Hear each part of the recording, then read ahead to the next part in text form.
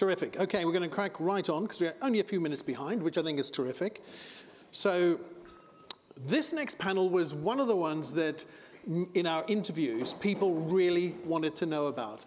I think it was interesting because of the strike in America in the creative industries, right? It was really important.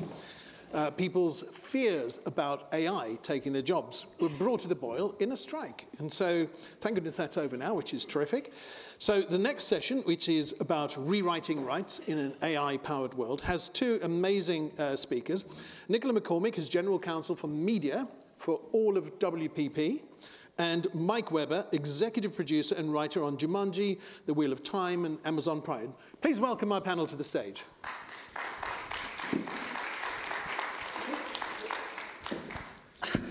Okay, firstly, the thing is, you are brave people, because we asked a lot of people to do this, and I'm so glad that you're particularly a producer or somebody who's worked in production is prepared to do this. So thank you for this. But it is a sensitive topic, right? So let's start off, though, if you don't mind, introducing yourselves and tell us a little bit about the work that you do in context of this topic. Sure. Nicola. So hi, I'm Nicola McCormick, General Counsel Media at WPP. I actually work across a huge range of different things that we do, but increasingly technology.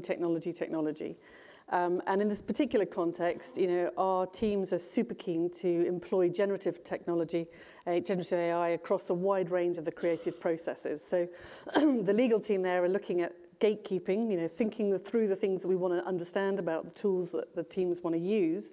But also increasingly educating them about what it means to use these tools and what the output really is. I think we'll probably get into a bit of that in this discussion. Oh yeah, we sure will. Please introduce yourself. Hi, Mike Weber. I'm a producer of film and television. For the last 10 years, my focus has been on adapting pre-aware intellectual property into movies and TV.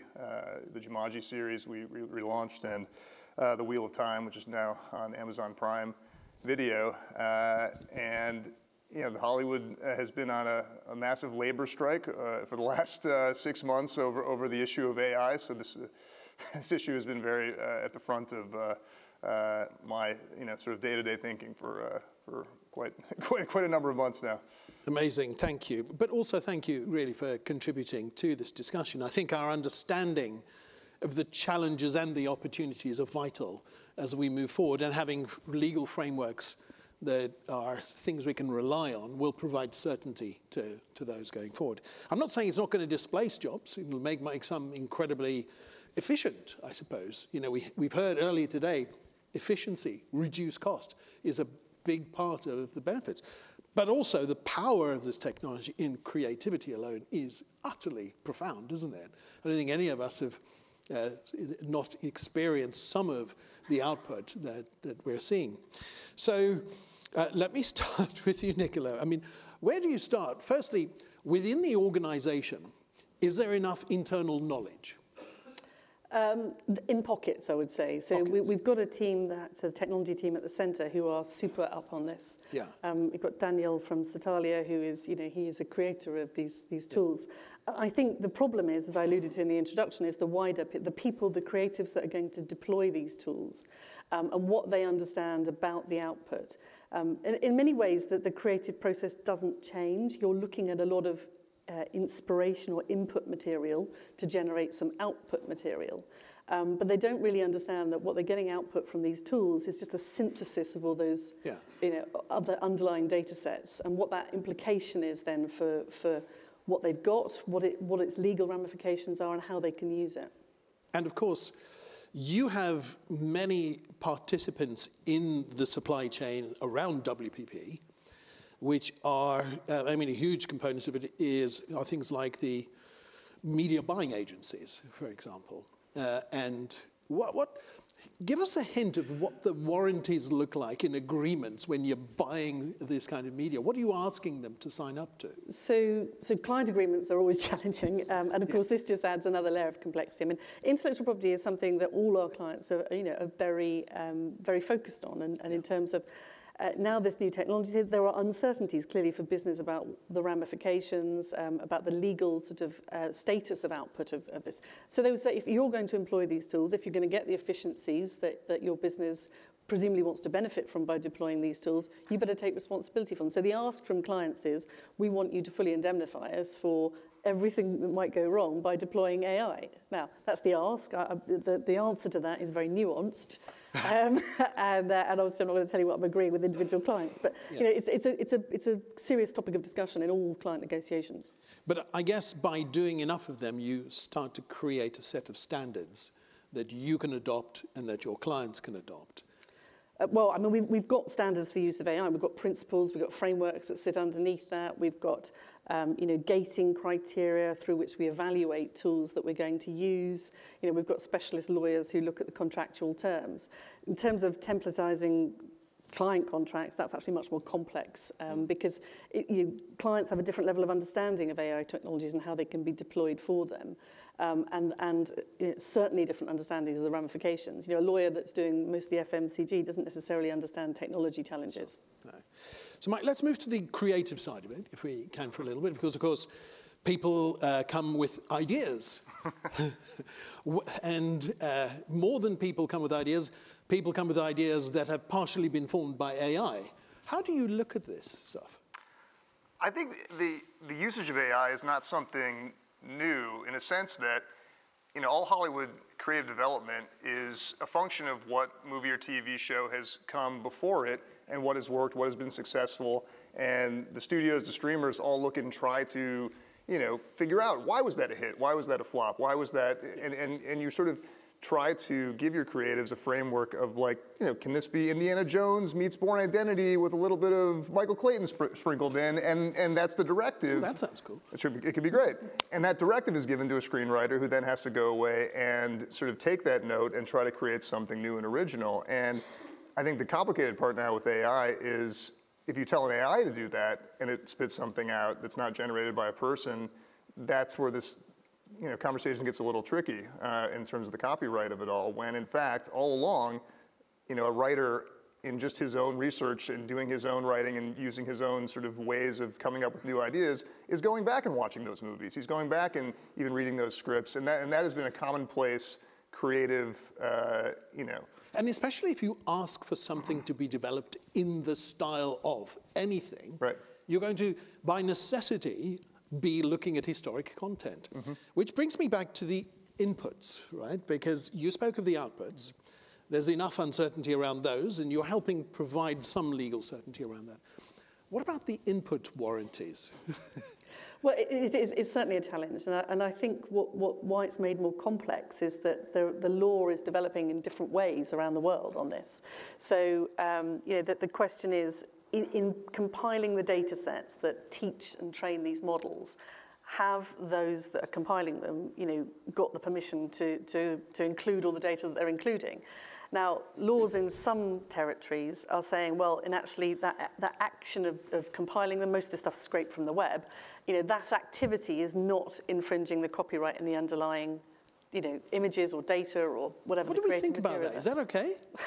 Well, it's a philosophical debate in the law, which is obviously we were landing on different sides of it. So you've got Japan and Singapore who are saying, yep, that is not copyright infringement to compile all that data together in the database. Right. You've got the UK who were trying to go that way and then pulled back from that. You've got the EU that said, actually, you know, provided that the creators have got an opt-out from their data being harvested in that way, and I don't know how that works yet, technically, but provided there is an opt-out mechanism for creators, then that is not a copyright infringement. So philosophically, we haven't landed, you know, in the same place across the world. Yeah.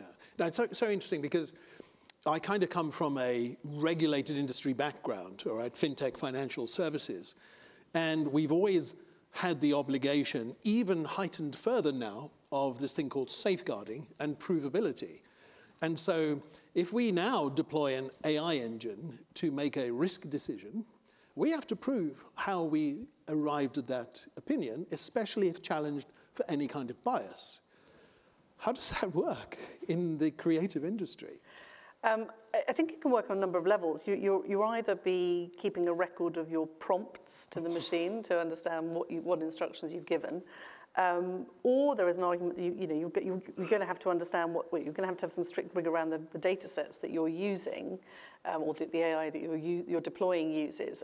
You're not going to know specifically which bits of data the machine has put into coming up with your output. So that's why it's super important to understand how that tool is collecting data, what that data set did, whether there are opt-out mechanisms and so forth. And in the brainstorming, if it's a brainstorming session, I mean, we've always been taught to record the output, contemporaneous notes, of our brainstorming sessions as we invent things as entrepreneurs, and document it, time, date, stamp it, stick it in an envelope, send it to our lawyer, tell them not to open it, but time, date, stamp it. Very old-fashioned analog technology to record creation date.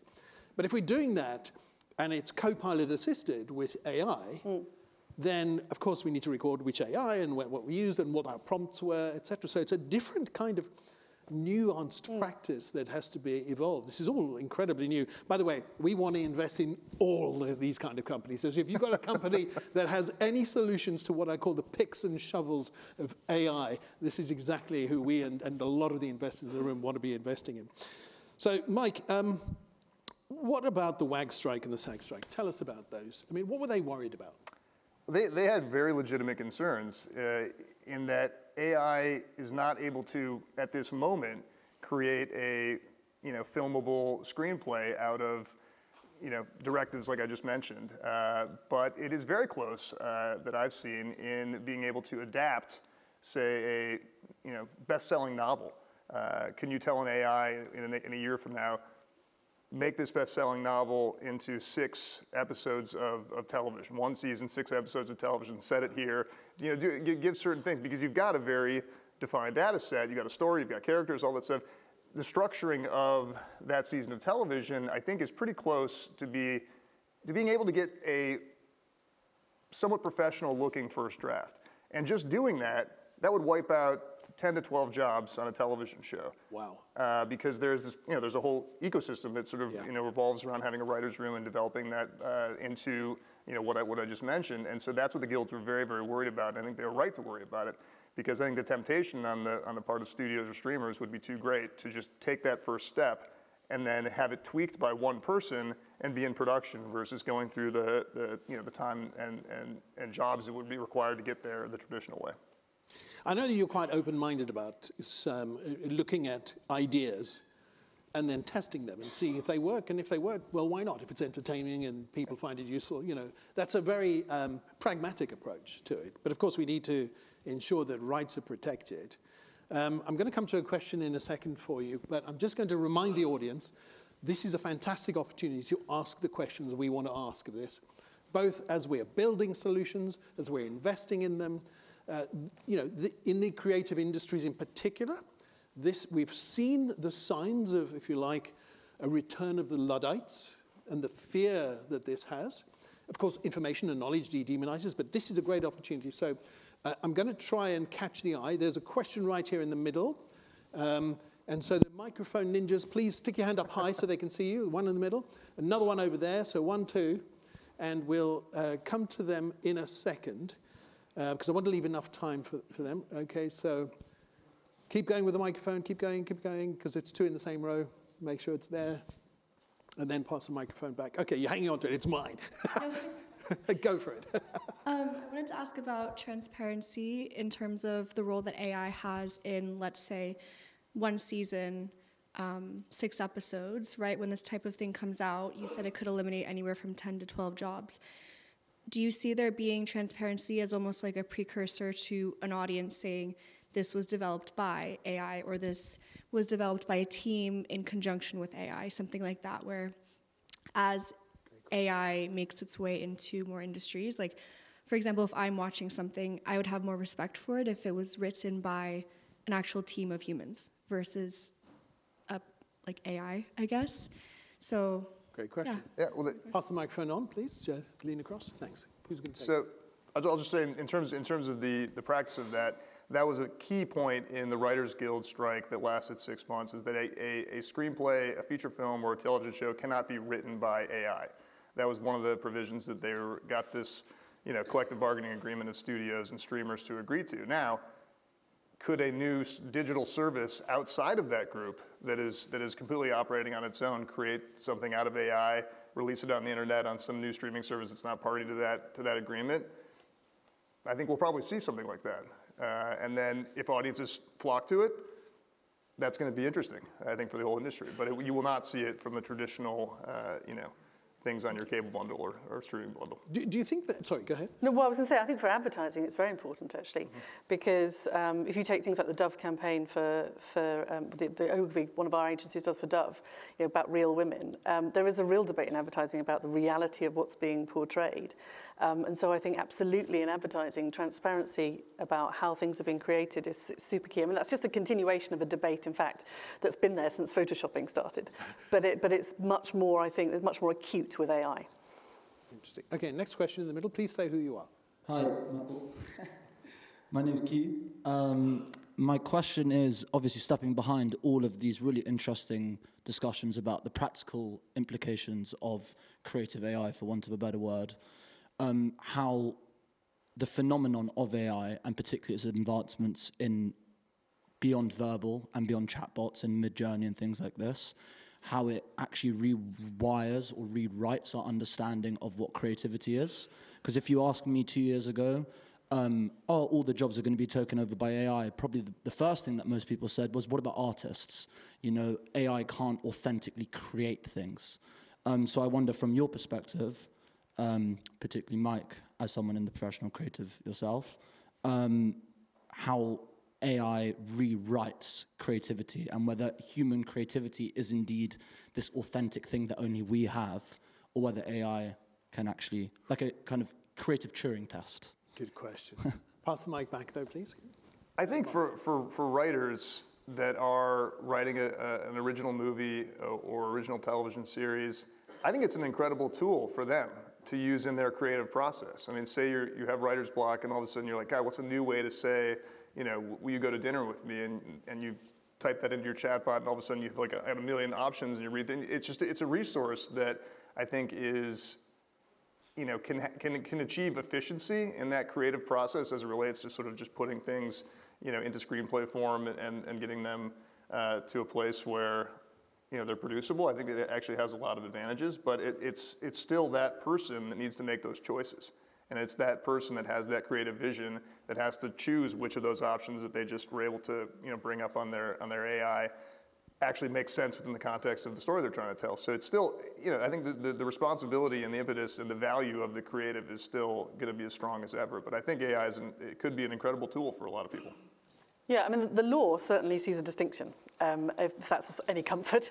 There is a sense of there's two different things. There's synthesis, which is, repurposing existing content, which is what AI effectively does. And then there's original creation. And at the moment, the law only really incentives, because the laws of copyright are economic incentives to creators to create, right?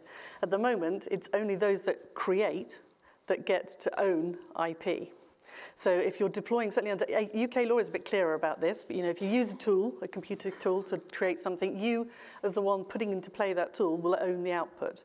Other laws are a bit less clear on that, but it is still, then you've got some that are even clearer still. So you've got laws in countries like Spain that say only humans can own copyright. So there is a real sense that the law recognizes a philosophical distinction between synthesis and original creation. So I'm going to ask only one more question because we have only 1 minute left on this one.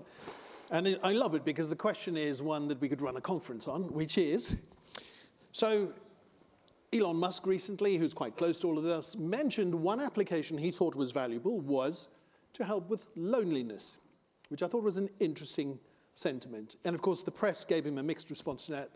What the hell are you talking about? But of course, what he's talking about is AI becoming so high performing that it becomes sentient. So then I asked this question of Nicola, and she was quite clear with the answer, but I'm going to ask you again. Can you imagine a scenario where sentient AI, especially if it's my only friend, could it have rights? That's a huge philosophical leap for the law. because so I find it Way hard. better answer than when you gave me last. You said no. No, I said no, but then I realised I was being a bit loyally and short-minded. But I think, you know, well, the law has to, the law basically follows the philosophy of the cultures that it tries to regulate. And philosophically, I think we're a long way from defining what that sentience is, which I'm sure you've had discussions around for the rest of the day. And then, you know, if you're going to give rights to AI, it's then going to have obligations in return. And how does it fulfill those obligations? So there's a really complicated thing to do. Well, gosh, so much to chat about. Thank you. In 11 seconds, Mike, will we see further strikes, or do you think this has provoked people to understand this better?